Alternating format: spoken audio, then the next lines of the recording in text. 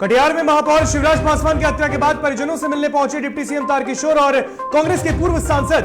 Deputy CM ने कहा मामले की हो रही उच्च स्तरीय जांच। पटना में सैकड़ों ट्रेनी एएनएम ने किया धरना प्रदर्शन। मानदेय की मांग को लेकर अस्पताल के गेट पर दिया धरना। बाल मुकुंद फैक्ट्री में काम करने के दौरान 2 मजदूरों की मौत। लापरवाही के कारण लगातार कई मजदूरों की जा रही जान।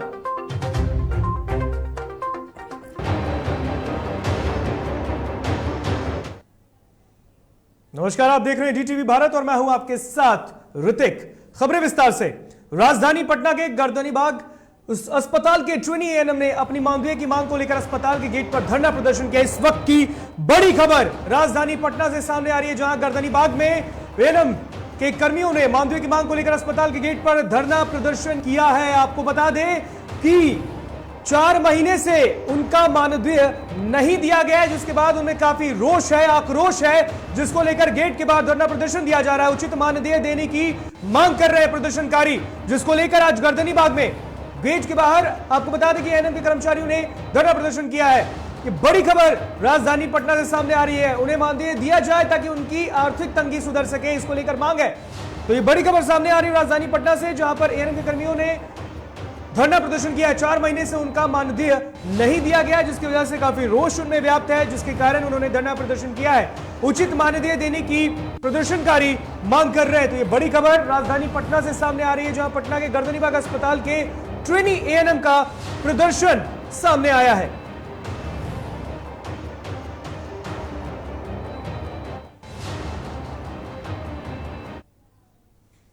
और इस पर अधिक जानकारी के लिए हमारे साथ फोन लाइन पर जुड़ी हमारी सहयोगी शर्मिला।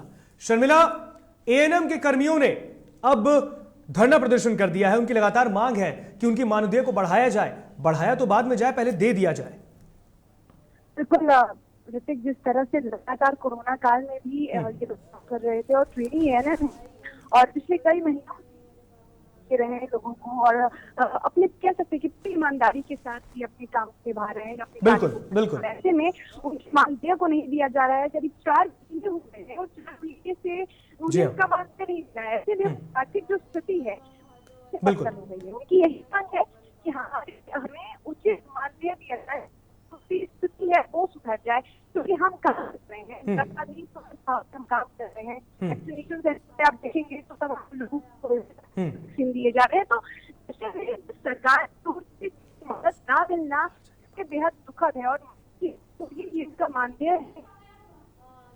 है और इस तरह मानदेय को नहीं दिया जाना ये बेहद दुखद है। बिल्कुल। शर्मिला, एक सवाल है। गर्दनीबाग में ही आपको बता दें तो वहां पर एएनएम के जो कर्मी कर रहे हैं प्रदर्शन, गर्दनीबाग में भी पटना के सिविल सर्जन बैठती हैं। क्या उन तक ये बात गई है? क्या उन्होंने कोई कार्रवाई का आदेश दिया है? सर्जन से भी बात हुई है, उन्होंने भी यही कहा है कि जो उचित मानदेय है वो इन्हें दिया जाएगा। और क्योंकि ये प्रदर्शन कर रहे हैं और उनमें काफी नाराजगी अपनी कर्मचारियों की, कह रहे हैं कि ऐसी स्थिति में हम काम नहीं करेंगे जब तक हमें उनका मानदेय नहीं मिल जाएगा। तो ऐसे में जो सिविल सर्जन है उन्होंने भी कहा है, उन्होंने भी यही आश्वासन दिया है, यही आश्वस्त किया है कि उन्हें उनका जो ट्रेनी एएनएम है उनका मानदेय सही समय पर दे दिया जाएगा। बिल्कुल शर्मिला, तमाम जानकारी के लिए बहुत बहुत शुक्रिया आपका। तो बता दें आपको कि पटना में गर्दनीबाग में एएनएम के कर्मियों ने प्रदर्शन किया। अपने उचित मानदेय की मांग को लेकर वे प्रदर्शन कर रहे हैं।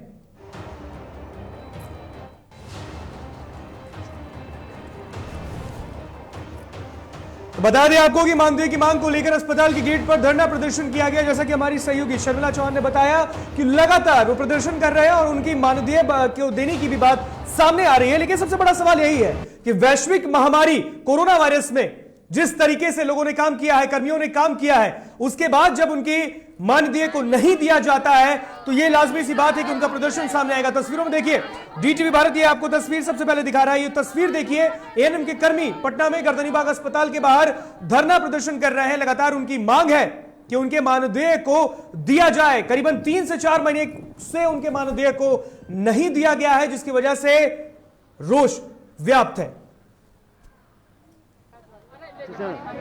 हमारी मांगे पूरी करो, हमारी मांगे पूरी करो, हमारी मांगे पूरी करो, पूरी करो।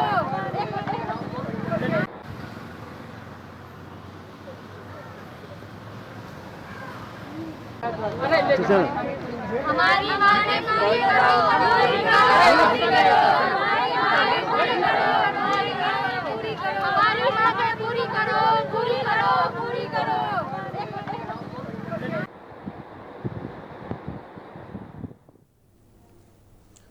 तो जैसा कि तस्वीरों में हमने आपको दिखाया, ये गर्दनी बाग का अस्पताल एएनएम कर्मी के जो है वहां पर प्रदर्शन कर रहे हैं। सबसे बड़ी बात यह है कि वहां पर सिविल सर्जन भी बैठती हैं, लेकिन उनके सामने ही प्रदर्शन हो रहा है। लोगों की मानदेय को नहीं दिया गया, एएनएम के कर्मियों को मानदेय नहीं दिया गया, जिसको लेकर वे धरना प्रदर्शन कर रहे हैं। चलिए बढ़ते अगली खबर की तरफ। एक और बड़ी खबर राजधानी पटना से आ रही है, जहां पटना के मीठापुर बस स्टैंड को अब बंद कर दिया गया है। बस संचालक और चालकों ने हड़ताल कर दिया। यह बड़ी खबर सामने आ रही है, इसे शिफ्ट किया गया है।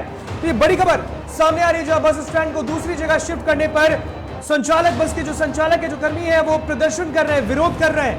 नए बस स्टैंड में सुविधाएं नहीं है, इसकी बात लगातार भी कर रहे हैं। आक्रोशित होकर वो अब प्रदर्शन कर रहे हैं। पटना में बस संचालक और चालकों ने हड़ताल कर दिया है। आपको बता दें कि पटना के मीठापुर बस स्टैंड को अब शिफ्ट कर दिया गया है बैरिया में, जिसको लेकर प्रदर्शन जारी है। बस स्टैंड को दूसरी जगह शिफ्ट करने से यह विरोध सामने आया है। बस संचालकों का कहना है कि नए बस स्टैंड में कोई सुविधाएं नहीं है, जो सुविधाएं पहले मीठापुर बस स्टैंड में हुआ करती थी। तो यह बड़ी खबर राजधानी पटना से सामने आ रही है। आज यानी कि 31 जुलाई को मीठापुर बस स्टैंड को अब बंद कर दिया गया है और इस बस स्टैंड को अब बैरिया शिफ्ट कर दिया गया है। यानी कि बैरिया में बस स्टैंड को खोला गया है और वहां पर इस बस स्टैंड को शिफ्ट किया गया है। लेकिन इसकी वजह से बस के जो संचालक हैं, जो लोग हैं वहां के, उनमें खासा रोष व्याप्त है। आप तस्वीरों में देख सकते हैं, संचालक और चालकों ने हड़ताल शुरू कर दिया है। आपको बता दें कि आज से पटना के मीठापुर बस स्टैंड, मीठापुर से कुछ दूरी पर स्थित बैरिया बस स्टैंड पर शिफ्ट कराया जाना था, जिससे बस संचालक खुश नहीं थे। संचालक और चालकों का कहना है कि बैरिया बस स्टैंड पर कोई व्यवस्था ही नहीं है, न ही लोगों की सुरक्षा के लिए पुलिस चेक पोस्ट है। इन तमाम मांगों को लेकर सभी बस ड्राइवर और संचालक धरने पर बैठे हैं। जब तक सरकार उनकी मांगों को नहीं मानती, तब तक ये लोग मीठापुर से नहीं जाएंगे। तो वहीं कई यात्रियों को भी परेशानी हो रही है।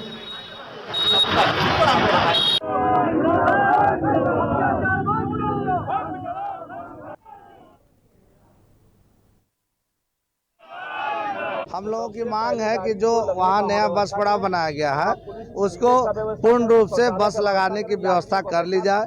यहाँ पर 20 साल से जो परिचालन हो रहा है, सैकड़ों हजारों कर्मचारी हैं, उन लोगों की व्यवस्था वहाँ देखी जाए। सरकार जो मूलभूत सुविधा है, सड़क, प्रवेश द्वार, निकास द्वार, यहाँ 3-3 द्वार हैं, तब यहाँ पर भीड़ भाड़ की स्थिति बनी रहती है। सरकार के पदाधिकारी कहते हैं कि न्यूसेंस हो रहा है, इस वजह से यहाँ 133 लगा के आपको भेजा जा रहा है। और इस पर अधिक जानकारी के लिए हमारे साथ फोन लाइन पे सहयोगी निषेध जुड़ चुके हैं। निषेध, अब जब मीठापुर बस स्टैंड को शिफ्ट कर दिया गया है, बस स्टैंड तो शिफ्ट हो गया है, लोग जाने से मना कर रहे हैं, उनका कहना है कि वहां की स्थिति ही खराब है।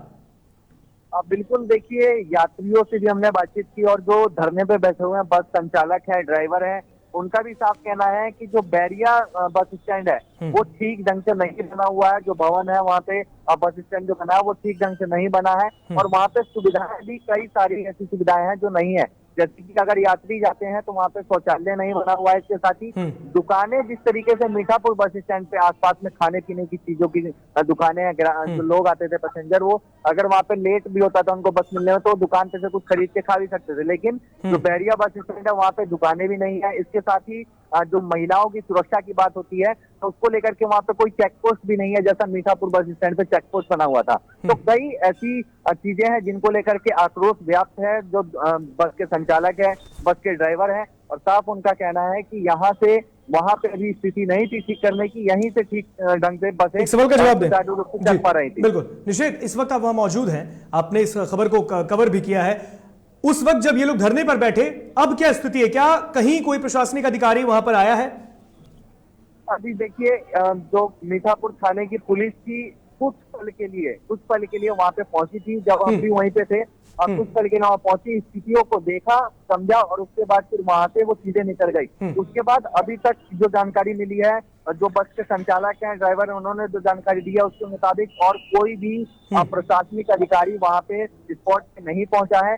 और उन लोगों की मांग है कि जब तक हमारी मांगों को नहीं सुना जाता हम लोग यहीं पे बैठे रहेंगे, बस यहाँ से नहीं चलेगी। हालांकि कई लूटों की बस बैरिया बस स्टैंड से भी अभी खुल रही है। बिल्कुल निश्चित, तमाम जानकारी के लिए बहुत बहुत शुक्रिया आपका। तो बता दें कि मीठापुर बस स्टैंड को अब शिफ्ट कर दिया गया है, इसमें बैरियर शिफ्ट किया गया है, लेकिन लोगों का कहना है, बस संचालकों का कहना है, वो धरने पर इसलिए बैठे हैं, उनका कहना है कि वहां पर कोई व्यवस्था ही नहीं है, बस नया का नया है, पर चीजें कोई है नहीं, वहां पर कोई इंतजाम ही नहीं है।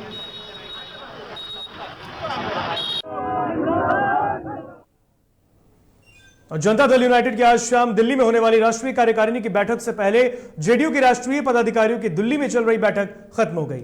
आपको बता दें कि बैठक में जेडीयू के राष्ट्रीय अध्यक्ष आरसीपी सिंह के अलावे पार्टी के अन्य पदाधिकारी भी शामिल हुए। जानकारी के मुताबिक इस बैठक में जातिगत जनगणना कराने के मकसद से पार्टी की तरफ से एक प्रस्ताव लाया जाएगा और केंद्र सरकार से जातीय जनगणना कराए जाने की मांग रखी जाएगी। तो बता दें, तस्वीरों में देख सकते हैं, दिल्ली से ये तस्वीर हम आपको दिखा रहे हैं, जहां पर आज जेडीयू की शाम में राष्ट्रीय कार्यकारिणी की बैठक है, लेकिन इससे पहले राष्ट्रीय पदाधिकारियों की बैठक हुई, जिसमें राष्ट्रीय अध्यक्ष, जदयू के राष्ट्रीय अध्यक्ष आरसीपी सिंह वहां मौजूद रहे, तस्वीरों में देख सकते हैं, और कई अन्य वरिष्ठ पदाधिकारी भी वहां पर मौजूद रहे। और ऐसा बात सामने आ रही कि इस बैठक के बाद ही सब कुछ ही क्लियर हो पाएगा कि किसे अब जदयू का राष्ट्रीय अध्यक्ष बनाया जाएगा। हालांकि ऐसे कयास लग रहे हैं कि मुख्यमंत्री नीतीश कुमार ही बन सकते हैं जदयू के राष्ट्रीय अध्यक्ष, लेकिन अब उनके फैसले पर ही डिपेंड करेगा, उस पर ही निर्भर करेगा कि आखिर जदयू का कमान किसे सौंपा जाता है। जदयू की कमान जिसे सौंपी जाएगी, तीर जिसे सौंपा जाएगा, वही तीर को बाण से चलाएगा।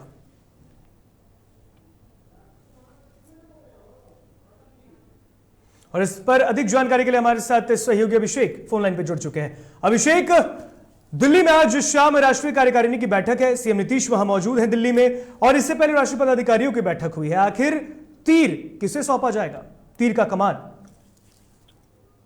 देखिए, इसको लेकर कई तरह के कयास लगाए जा रहे हैं और कई नामों की चर्चा लगातार चल रही है। इस रेस में ललन सिंह का भी नाम है, इस रेस में दूसरे नेताओं का भी नाम है।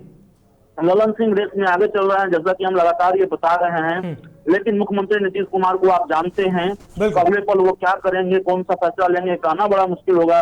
तो जब तक जेडीयू की राष्ट्रीय कार्यकारिणी की बैठक खत्म नहीं हो जाती, जब तक फैसला सामने नहीं आ जाता, तब तक कहना थोड़ी जल्दबाजी है। लेकिन ललन सिंह फिलहाल इस रेस में सबसे आगे निकलते दिखाई दे रहे हैं, और उसकी वजह यह है कि ललन सिंह केंद्र में मंत्री नहीं बनाए गए। ललन सिंह को एडजस्ट भी करना है और ललन सिंह पर नीतीश कुमार बहुत भरोसा भी करते हैं। अभिषेक, एक सवाल का जवाब दें।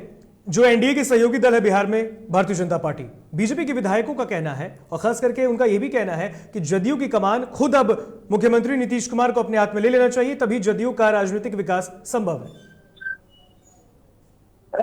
हाँ, ये जानकारी अंदर खाने से आ रही है कि जेडीयू के कई नेताओं ने मुख्यमंत्री नीतीश कुमार को ये जरूर कहा है कि मौजूदा परिस्थिति में मुख्यमंत्री खुद ही जेडीयू की कमान संभालें और जेडीयू को इस परिस्थिति से उबारे। आप जानते हैं 2020 के विधानसभा चुनाव में पार्टी की क्या स्थिति हुई है, बिल्कुल, और जिस तरह से आए दिन बीजेपी और जेडीयू के बीच का टकराव सामने आता रहा है। बीजेपी खुलकर ये कह रही है अब कि हम 2025 में अपने दम पर सरकार बनाएंगे, तो परिस्थितियां अनुकूल नहीं है जेडीयू राजनीति। वैसे में नीतीश कुमार को खुद ही कप्तानी संभालनी चाहिए और उनको जेडीयू को इस परिस्थिति से उबार कर आगे ले जाना चाहिए। बिल्कुल अभिषेक, तमाम जानकारी के लिए बहुत बहुत शुक्रिया आपका। तो बता दें कि दिल्ली में आज शाम जदयू की राष्ट्रीय कार्यकारिणी की बैठक है और इस बैठक के बाद ही साफ हो पाएगा कि आखिरकार जदयू के नए राष्ट्रीय अध्यक्ष कौन होंगे। पार्टी के राष्ट्रीय पदाधिकारियों की बैठक पार्टी के राष्ट्रीय अध्यक्ष श्री आरसीपी सिंह जी, वर्तमान में इस्पात मंत्री भारत सरकार की अध्यक्षता में हुई, जिसमें काफ़ी महत्वपूर्ण विषयों पर चर्चा हुई। शाम को 4 बजे पार्टी की राष्ट्रीय कार्यकारिणी की मीटिंग पुनः रामचंद्र बाबू जी की अध्यक्षता में होगी। जो विषय यहाँ चर्चा में आए हैं और जिस पर विस्तार से चर्चा हुई है, जिस पर राष्ट्रीय कार्यकारिणी में प्रस्ताव होंगे। खबरें आगे और भी हैं, लेकिन यहाँ रुकेंगे एक छोटे से ब्रेक के लिए।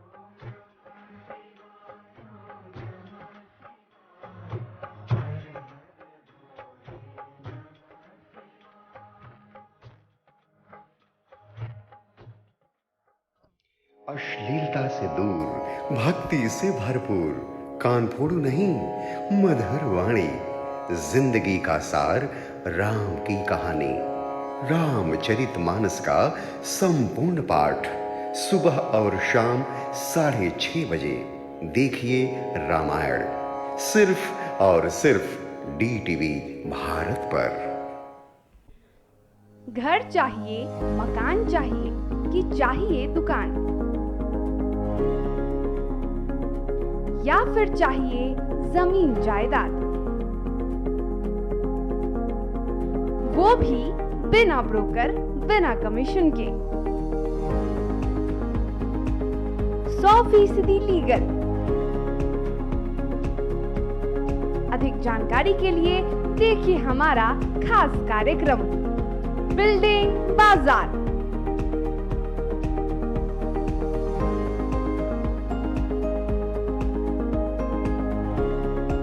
Finance expert engineer Madan Gupta के साथ सिर्फ DTV भारत पर, शनिवार और रविवार रात 8:30 बजे।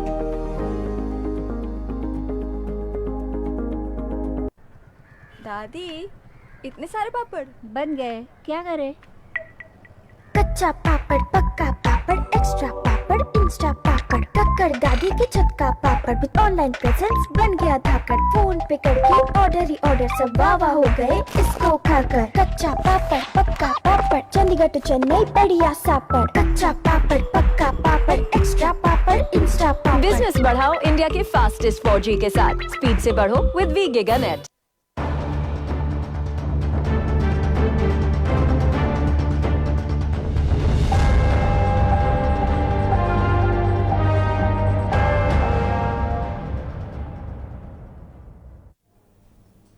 ब्रेक के बाद एक बार फिर स्वागत आपका DTV भारत में। बढ़ते हैं खबरों में आगे। कटिहार में महापौर शिवराज पासवान की हत्या के बाद उनके घर में राजनेताओं का तांता लगा है। कांग्रेस के महासचिव सह पूर्व सांसद तारिक अनवर मृतक के परिजनों से मिलने पहुंचे, जहां उन्होंने वर्तमान सरकार में क्राइम ऑफ कंट्रोल होने की बात कहते हुए इस मामले में उच्च स्तरीय जांच की मांग की। उन्होंने कहा है कि बिहार में क्राइम आउट ऑफ कंट्रोल है। तो वहीं बिहार के डिप्टी सीएम तारकिशोर प्रसाद भी पीड़ित परिजनों से मिलकर उन्होंने कहा कि सरकार मामले को लेकर गंभीर है और पूरे मुद्दे पर उच्च स्तरीय जांच की जा रही है।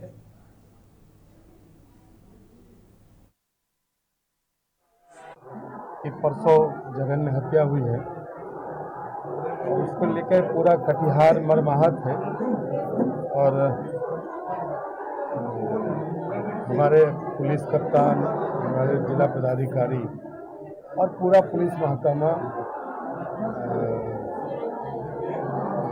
जो अपराधी हैं उसकी गिरफ्तारी के लिए गतिशील है। 4 की गिरफ्तारी भी हुई है और अनुसंधान के क्रम में कई और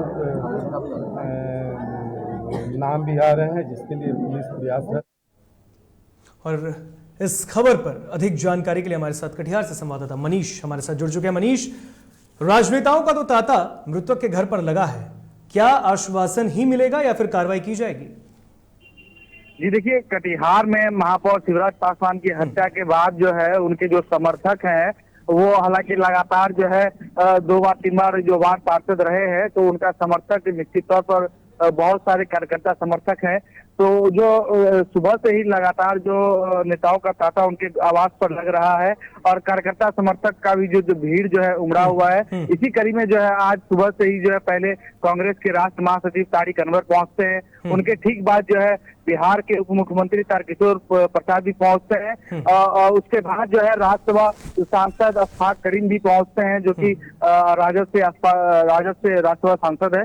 तो लगातार जो नेताओं का तांता है उनके आवाज पर लग रहा है और जो एक तरफ जहां सत्ता पक्ष कह रही है कि निश्चित तौर पर कार्रवाई की जाएगी, दोषियों को बख्शा नहीं जाएगा, वहीं जो विपक्ष है उनका निश्चित तौर पर सरकार पर निशाना है और उनका सवाल है कि आखिर कब तक इस तरह का जो है कांड होता रहेगा और कब तक जो है इस तरह की जंगलात फैली रहेगी, आखिर कब कार्रवाई होगी दोषी पर। बिल्कुल मनीष, तमाम जानकारी के लिए बहुत बहुत शुक्रिया आपका। तो बता दें आपको कि कटिहार में महापौर शिवराज पासवान के हत्या मामले में अब राजनेताओं का तांता उनके घर पर आने का लग गया है और जब कांग्रेस के महासचिव पूर्व महासचिव तारिक अनवर वहां पहुंचे तो उसके बाद आपको बता दें कि बिहार के डिप्टी सीएम तारकेश्वर प्रसाद भी मृतक के घर पहुंचे और परिजनों को सांत्वना देकर उन्होंने हर संभव मदद का आश्वासन दिया। उन्होंने कहा है कि जल्द से जल्द दोषियों के खिलाफ कार्रवाई की जाएगी।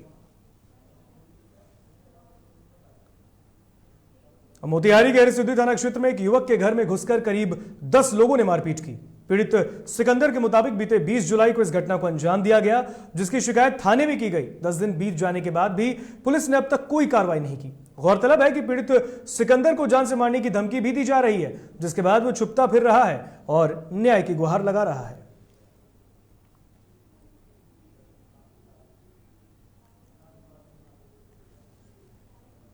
मेरे घर पे मारपीट हुआ है। मेरे परिवार है गिरिजा शाह, उनका बेटा अखिलेश शाह। कितने लोगों ने मिलकर मारपीट किया है? 10 आदमी मारपीट मिलकर किया है। मेरे क्या नाम है उन लोगों का?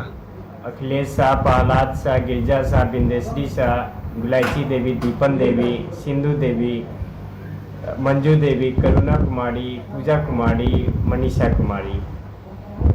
ये लोग हमारे दरवाजे पे डायरेक्ट आकर बोला कि कितने तारीख की बात है? ये 20 तारीख की बात है। और इस खबर पर अधिक जानकारी के लिए हमारे साथ संवाददाता मनीष मोतिहारी से जुड़ चुके हैं। मनीष, 10 लोग दिन दहाड़े घर में घुसकर मारपीट करते हैं और जब मामला दर्ज कराया जाता है तो यह भी धमकी दी जाती है कि मामला को उठा लिया जाए। क्या कुछ पुलिस कार्रवाई कर रही है? जी बिल्कुल, इससे जो हमारी जो बात हुई थाना प्रमोद पासवान जो एसपी के हैं, तो उन्होंने बताया कि इन लोगों का पहले से जमीनी का लफड़ा चल रहा है काफी, लेकिन ये लोग बार बार आपस में झगड़ा करते हैं और कंप्रोमाइजिंग कर लेते हैं, जो कि इन लोगों का पेशा बना हुआ है। जी, तो फिलहाल पुलिस से क्या कुछ कहना है? कब तक इन दोषियों पर कार्रवाई कर दी जाएगी? जी बिल्कुल, इनका जो केस जो है सुपरविजन के लिए आया हुआ है और यहाँ पे पुलिस निरीक्षक उपेंद्र कुमार जो है उन्होंने आश्वासन दिया है कि जल्द से जल्द केस का सुपरविजन निकाल करके दोषी व्यक्तियों पर जल्द से जल्द कार्रवाई की जाएगी। बिल्कुल मनीष, तमाम जानकारी के लिए बहुत बहुत शुक्रिया आपका। तो बता दें कि मोतिहारी की ये पूरा मामला है जहां पर युवक को धमकी दी जा रही है कि मामले को उठा लिया जाए, नहीं तो उसे जान से मारने की धमकी दी जा रही है। वहीं पुलिस मामले की जांच की बात कह रही है। सासाराम के डालमिया नगर में 8 महीने पहले 10 साल की बच्ची के दुष्कर्म के बाद हत्या मामले में अपर जिला जज 7 नीरज बिहारी लाल की विशेष पॉक्सो अदालत ने दोषी गंगोली निवासी बलिराम सिंह को फांसी की सजा सुनाई। साथ ही बिहार सरकार को मृतका के परिवार को 8 लाख रुपए भुगतान करने का भी आदेश दिया है। बता दें कि विशेष अदालत में स्पीडी ट्रायल के तहत मामले की ऑनलाइन सुनवाई पूरी की गई।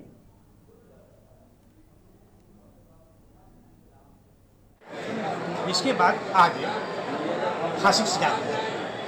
इसमें हमने 11 गवाहों को उपस्थित किया है एडीए 7 साहब के समक्ष, और गवाहों ने पूरी केस को समर्थन किया है और समर्थन के बाद में आज फांसी हुई है। इस केस से हम लोग बहुत संतुष्ट हैं।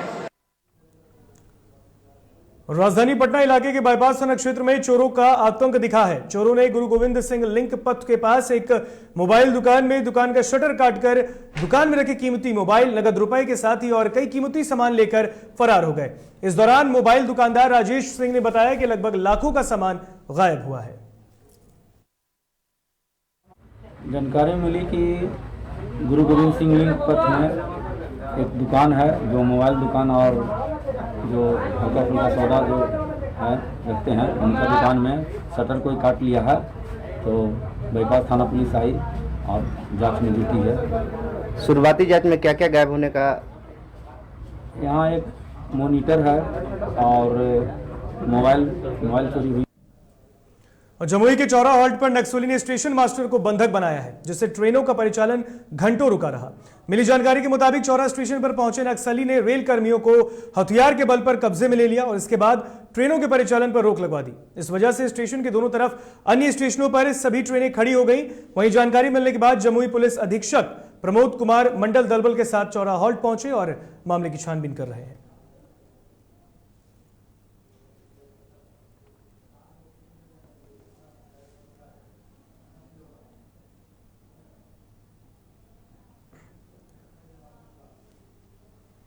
कैमूर के मोहनिया थाना क्षेत्र के सौंधी गांव में एक भाई ने 500 रुपए चोरी करने को लेकर अपने ही सगे छोटे भाई की हत्या कर दी। बताया जा रहा है कि हत्यारे भाई ने सगे भाई को मोटरसाइकिल में बांधकर घसीटते हुए मारपीट कर हत्या की है। तो घटना की जानकारी मिलते ही मौके पर पहुंची पुलिस ने शव को कब्जे में लेकर पोस्टमार्टम के लिए भेज दिया, और जबकि हत्यारे भाई को भी पुलिस ने मौके से गिरफ्तार किया है।